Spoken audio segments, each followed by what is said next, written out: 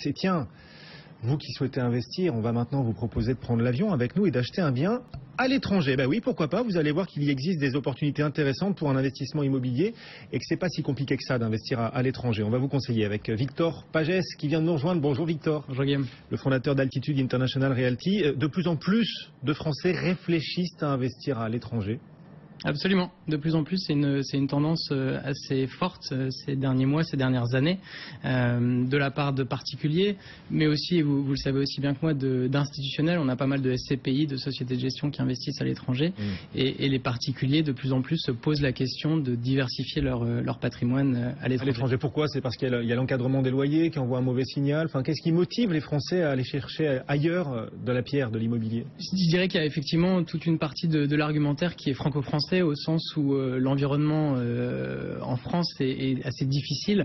On a une fiscalité qui est très lourde, un cadre juridique avec la loi Allure, l'encadrement des loyers qui n'est pas simple à appréhender, des droits de mutation qui sont assez élevés. Donc juste pour ces raisons, il y a un espèce de ras-le-bol quelque part de certains investisseurs qui du coup regardent au-delà des frontières et qui s'aperçoivent qu'intrinsèquement, sur pas mal de marchés, il y a tout simplement de belles opportunités. Mais les professionnels qui succèdent sur ce plateau de BFM Business, ils nous disent que le marché repart aussi en France, que les transactions accélèrent en France. Malgré cette embellie sur le marché français, vous nous dites il y en a quand même de plus en plus qui veulent aller voir ailleurs. Absolument. Alors l'embellie, elle est relative quand même. Je voyais tout à l'heure les notaires annoncent plus 0,5% sur le quatrième trimestre 2015 à Paris, je crois.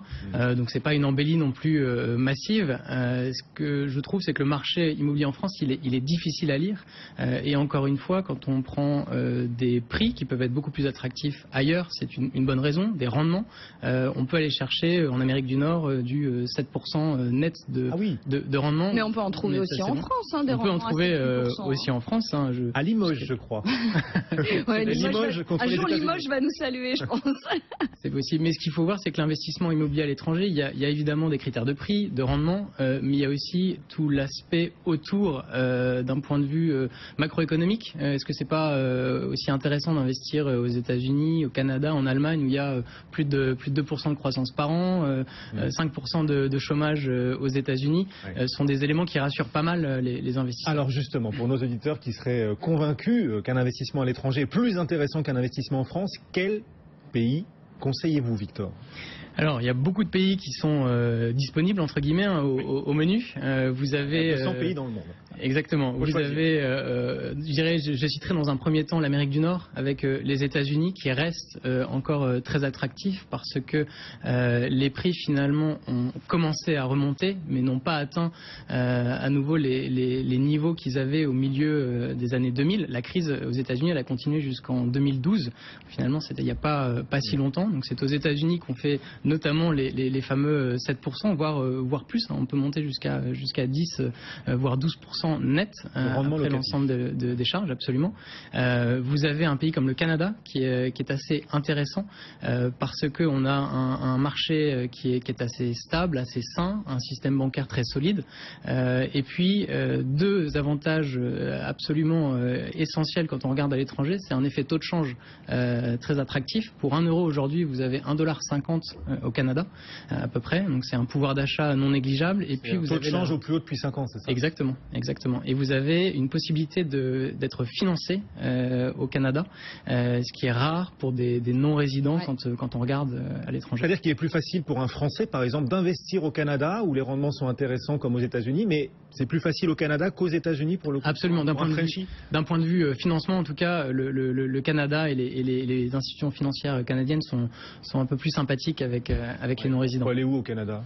Alors, faut acheter une petite cabane en bois dans la forêt où il y a de vraies opportunités, vraies opportunités dans les métropoles canadiennes. Vous pouvez, en fait, quand on regarde l'ensemble du marché canadien, ce qu'on s'aperçoit, c'est qu'il y a une vraie différence entre le Canada anglophone et le Canada francophone. Des villes comme Vancouver ou Toronto sont 2 à 3 fois plus chères que Montréal ou Québec. Donc nous, on identifie la province du Québec comme une vraie zone attractive, et vous pouvez bien évidemment acheter une résidence secondaire pour votre plaisir, mais faire aussi de l'investissement locatif dans du neuf, dans de l'ancien. Les Canadiens ont des immeubles qu'ils appellent des plex, où vous avez plusieurs unités et qui génèrent pas mal de rendement si c'est ce qu'on cherche. Et vous nous disiez, c'est intéressant parce que ces pays-là aussi ont plus de croissance que la France. Mais au Canada, là, ils subissent de plein fouet la chute des cours du pétrole. Ils viennent d'abaisser leurs prévisions de croissance, ça ne fait pas peser un risque justement sur un investissement au Canada? Alors, il n'y a pas de marché parfait, hein, ça c'est certain, c'est que les économies ont leurs aléas, donc le Canada est touché par ce sujet, mais le Canada c'est pas que le pétrole, c'est pas mal diversifié côté médias, côté services, et quand vous allez sur place, à Montréal, à Québec par exemple, vous ressentez pas vraiment cette crise d'un point de vue des énergies, et vous voyez des agglomérations qui sont quand même très dynamiques. Donc, attractivité du Canada. On a un de nos auditeurs qui nous écrit aussi des États-Unis, figurez-vous, qui nous écrit de Miami.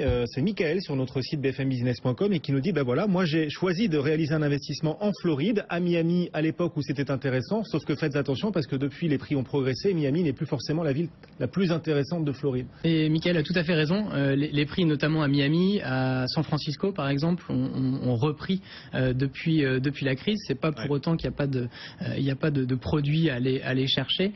Vous avez des décotes aujourd'hui aux États-Unis qui vont encore de moins 10%, ce qui est toujours bon à prendre.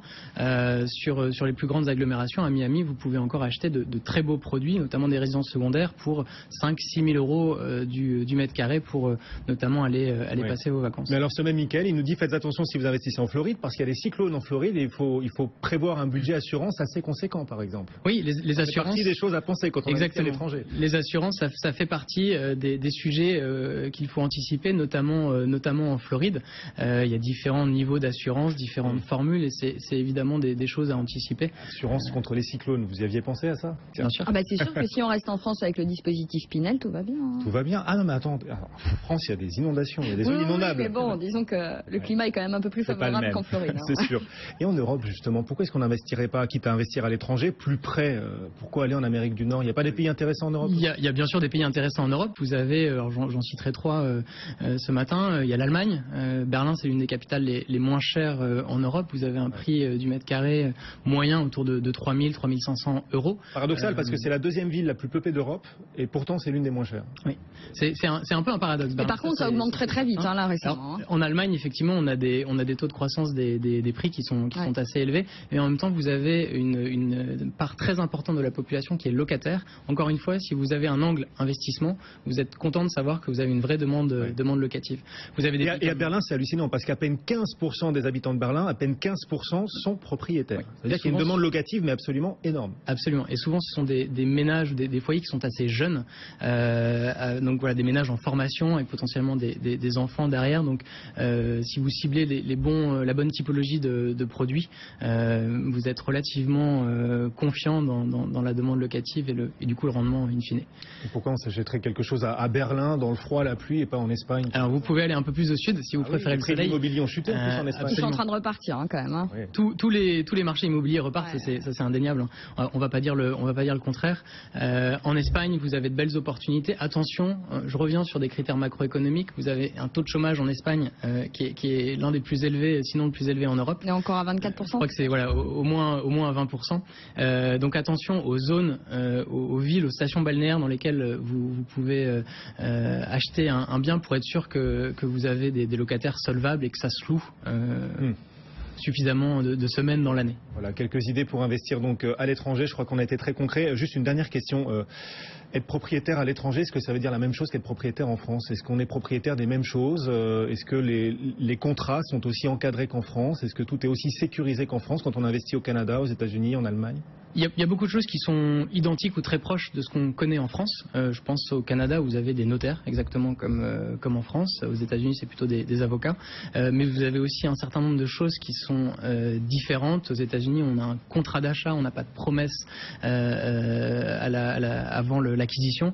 Donc tout ça, ce sont des sujets auxquels il faut faire attention. Bien s'entourer d'un bon notaire, d'un bon agent immobilier, d'un bon assureur. Ce sont des choses... Et en plus, on imagine que le contrat, quand on achète un bien immobilier, le contrat est rédigé dans la langue du pays. Si j'achète en Allemagne et que je parle pas un mot d'allemand, je vais signer un contrat... Un contrat alors ça c'est un préjugé.